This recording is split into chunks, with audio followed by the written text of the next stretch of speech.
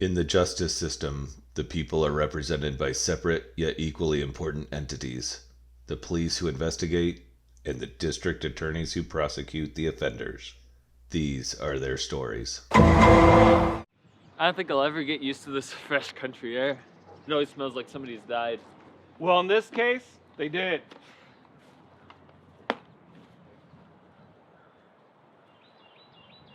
Gentlemen, nice of you to show up. Yeah, well, it's not like we're in our backyard here. It takes a minute to get out to the sticks. What do you have, John? Male, approximately 60. Cause of death? Puncture wound to the heart. Looks like a hoof knife. Hoof knife? Yeah, guess it's something they use to clean gunk out of hooves. Likely from the barn over there. Weapon of convenience. Anything else? No defensive wounds. Well, you know what that means. Likely he knew his attacker, or at least surprised by him. That's all I know right now. We'll know more when I get done with the autopsy. Do you have a time of death? I'm putting it between 1 and 2 a.m. Any witnesses? Not that I know of. It's not in my job description. I'll leave that to you fine gentlemen. The lady who found him is over there. Thanks, John. Contact us when you know more.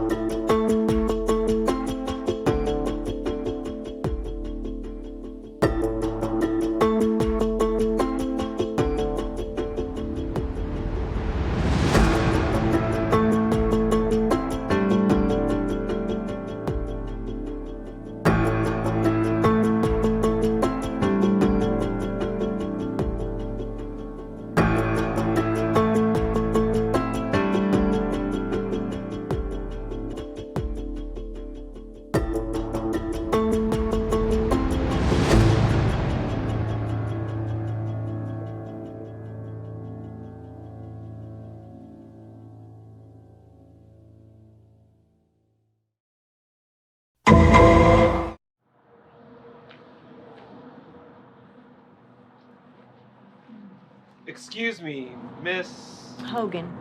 You can call me Rebecca. Is this your farm? No, not really. It's a family farm. Technically, it's my dad's. You found the victim? Cy. His name was Cy Claiborne. So you knew him. Yes, he worked for the farm for as long as I can remember. So when did you find him? I got up at 6, and I didn't see Cy yet. He usually comes into the kitchen and has his morning cup of coffee before he gets his day started, like clockwork. I knew when I didn't see him, something must be wrong. So that's when I came out here to see. And that's when you found him? Yeah, I thought he fell or passed out or something, and then I saw the blood. So that was around 6. Did you hear anything earlier or overnight? Anything unusual? No. Did Mr. Claiborne live here on the farm or close by? No, he lived in town. Would there have been any reason why he'd be here overnight? No, like I said, he comes in at 6, has his coffee, gets his day started. Even on a long day, he's gone at 8, 9 o'clock.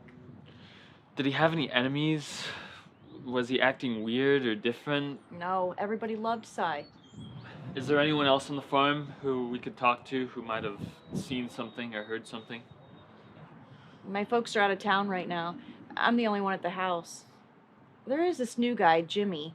Came wandering in a couple weeks ago looking for work. Cy does all the hiring of the farmhands around here and gave him a job on probation. Told him he could stay in the room out back. I haven't seen him yet today. He should be around. This Jimmy guy, does he make a habit of being scarce? Actually, yes. I don't think Cy thought he was going to work out. He said he had too much baggage. I think that's what he said. I think he was going to get rid of him. Does this Jimmy guy have a last name? I'm sure he does. I don't believe I've heard it yet. I could check his employment record if you need me to. Thanks, that'll help. Do you know what room he was staying in? Yeah, just out back. See that?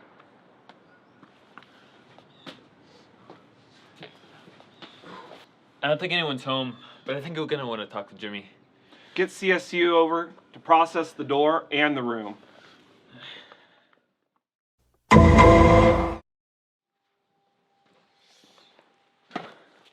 Just heard from the lady at the farm. Jimmy's full name is James Allister. I ran him through the system. He's got a healthy rap sheet. Drunk and disorderly, possession, assault. Yeah, I guess he's got baggage. Anything on the rap sheet to help us find this guy? Maybe. It says he usually hangs out at this place downtown, the tap room. You heard anything back about the fingerprints on the knife or the blood on the doorknob? Yeah, I came up with the same as you. James Allister's prints were all over the knife, and it was the Vicks blood that was on the door. I already put out a bolo out for Jimmy Allister. Okay. What do you say instead of sitting here, we head out to the tap room and see if we can't find a lead on this Jimmy?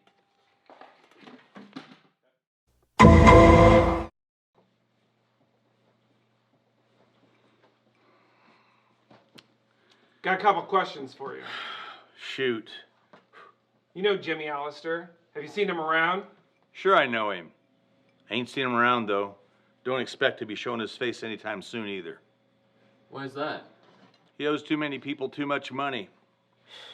You know, have any ideas about where he might be holed up? Last I knew, he was working at the Hogan's on 309. But I don't think you'll find him out there, either. Really? Why?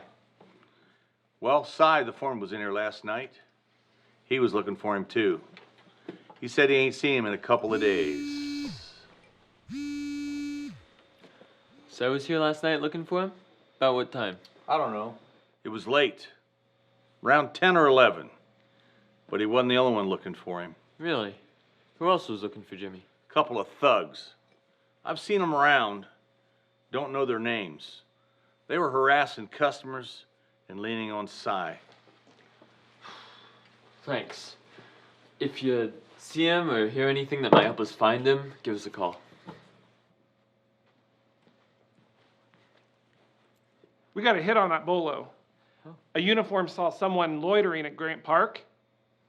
Fits our suspect.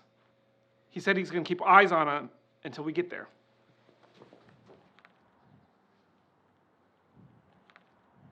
Jimmy Allister? Not so fast! James Allister, we have a warrant for your arrest in the murder of Cy Claiborne. What? Cy, I didn't do. Cy's dead. I didn't do any. Jimmy, we want to help you here. From our end, it's open and shut. Cop to the murder and save us all time. We know you did it. Jimmy, I have to advise you not to say anything here. I didn't do anything. Well, I didn't do anything to Cy. I wouldn't. Jimmy, his blood is on the doorknob to your room. Your prints are on the knife. A witness says that Cy was looking for you a couple hours before that. And a witness that says that Cy was not happy with your work and was ready to fire you. Jimmy, it's not a matter of if you did it. We know you did it. It's a matter of whether you're going to get the death penalty or life in prison. Gentlemen, I need a minute with my client here, please.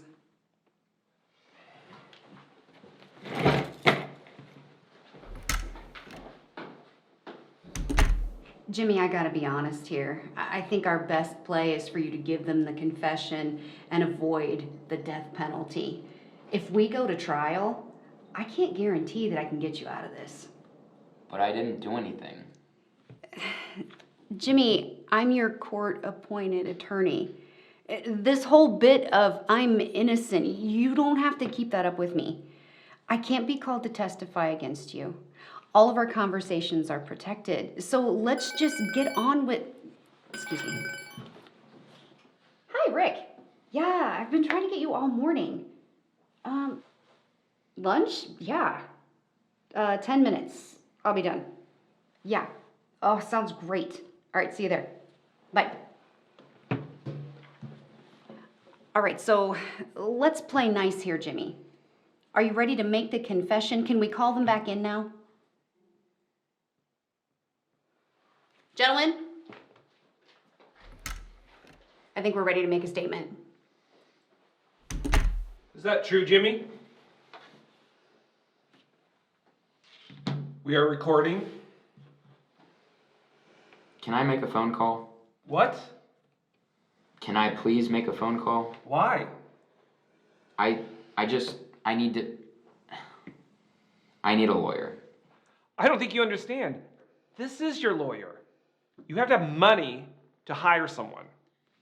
I know, can I make a phone call, please?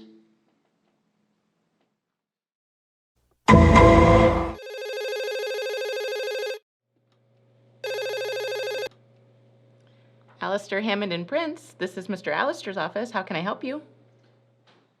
Hi. This is James Alistair. Can I talk to my dad? Jimmy, is that really you?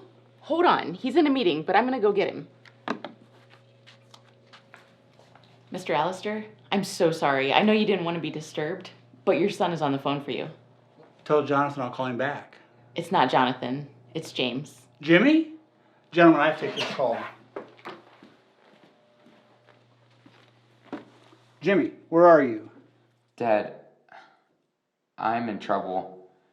I've been arrested for murder. The appointed attorney wants me to confess. I know I don't deserve it, but if you could just send a junior partner or someone, I'll say or do whatever I need to do. I'm leaving now. Don't say another word till I get there.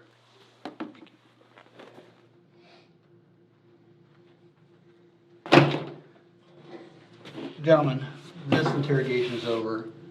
I was briefed on the way over here. I'll be representing Mr. Alistair. Now please give us some time alone and please take these cuffs off of him. He's charged with murder and he has a violent history. The cuffs are for your protection. I'm completely safe. My son will not hurt me.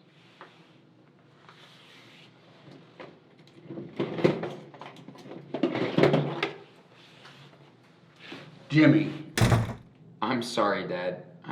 I'm so sorry for everything. You should have just sent someone else from the office. I don't deserve your help. That's nonsense. You're my son. They think I murdered someone. I know. I'm your father. You're my son. No matter what the answer is, I will do everything in my power to help you. So Jimmy, did you do it? I'm here. I'm not going anywhere. Did you kill that Cy fellow? No, Dad. Good. That's behind us. Let's get you home.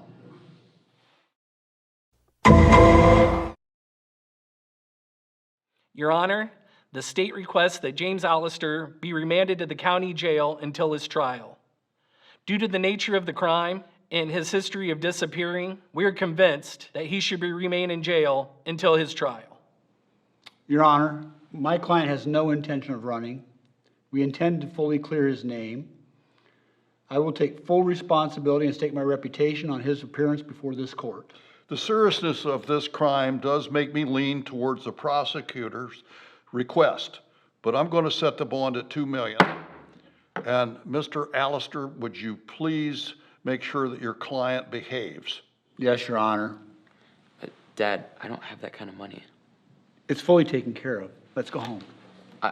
I don't know where that is. Home, Jimmy. Home. But Dad, I can't. I owe a guy a lot of money. I told you that's why I was hiding in the park. These guys aren't really friendly when they want their money. I don't want to put you in danger because of my stupid choices. Jimmy, you're going home. No one's after you. Your debts are fully paid. So let's go. I don't know what to say. Well, I have some paperwork to process, so I'll meet you in the car. You should come over tonight. We're having a big dinner to celebrate. Celebrate? Celebrate what? Celebrate your brother being home.